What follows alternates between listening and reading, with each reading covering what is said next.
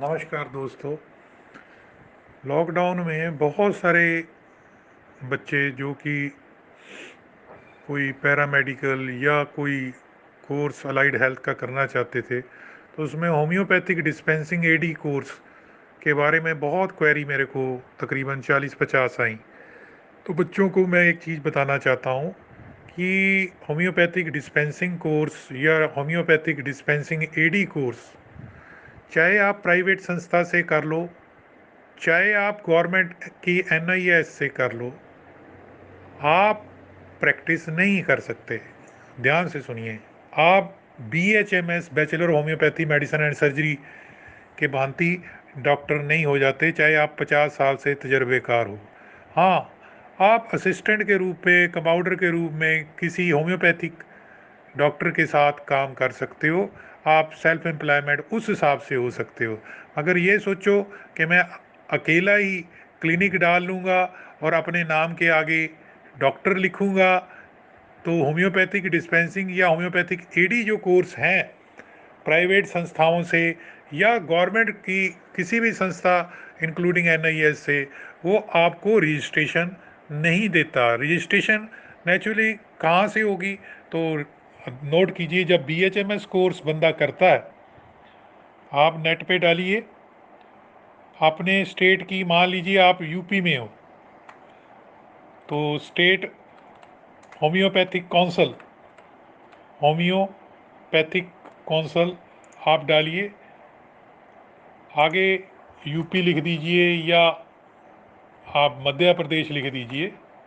मान लीजिए आप मध्य प्रदेश में हो तो, या पंजाब में हो, तो नेचुरली अगर आपने बीएचएमएस किसी रिकॉग्नाइज्ड यूनिवर्सिटी से या इंस्टीट्यूट से किया होगा, और आज की डेट में तो नीट भी चाहिए, तो आपकी registration state council of homeopathy में आपकी स्टेटमेंट में होती है रजिस्ट्रेशन।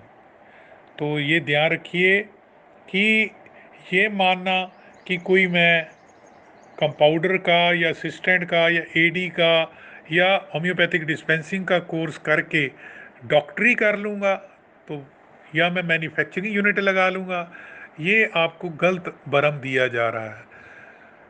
झूठ बहुत ज़्यादा बिकता है, झूठ बहुत ज़्यादा बिकता है, और लोग खरीदते भी हैं। डिमांड और सप्लाई का हिसाब किताब है चाइना की तरह। तो दोस्तों, अगर आपने नॉलेज के लिए होम्योपैथी करनी है या कोई भी कोर्स करना है, इलेक्ट्रो होम्योपैथी करनी है या कुछ भी और भी, तो कोई आपको रोकता नहीं। आप डायबिटीज़ के बारे में पढ़ लो, आप किसी मेडिसिन के बारे में पढ़ लो, आप कुनीन के बारे में पढ़ लो, आप आर्निका के बारे में पढ़ लो, आपकी हॉबी की किताब उठाओ और पढ़ लो, या कोई ऑनलाइन कोर्स कर लो, कॉरस्पोंडेंस कोर्स कर लो, मगर उसकी वैलिडिटी, स्कोप आपको पता होना चाहिए कि आप किस संदर्भ में आगे जाना चाहते हो। जैसे कि एक बच्चे ने आज पूछा, सर यूपी कितना दूर है आपके पटियाला से? अब वो बच्चे को मैं क्या समझाऊं कि यूपी इतना बड़ा स्टेट है, क्या वो लखनऊ की दूरी पूछ रहा है पटियाला से, कि बरेली की पूछ रहा है? तो वो पूछ क्या रहा है? आगरा से पूछ रहा है? कहाँ से पूछ रहा है वो? यूपी की कौन सी जगह जहाँ वो रहता है वहाँ से डिस्टेंस पूछ रहा है? सर यूपी अब इतना बड़ा डेंस पॉपुलेशन वाला, जिसके इर्द गिर्द और भी स्टेट हैं, वो मेरे से पूछ रहा है, तो इसका मतलब कई बार हम जो क्वेश्चन पूछते हैं वही गलत होता है।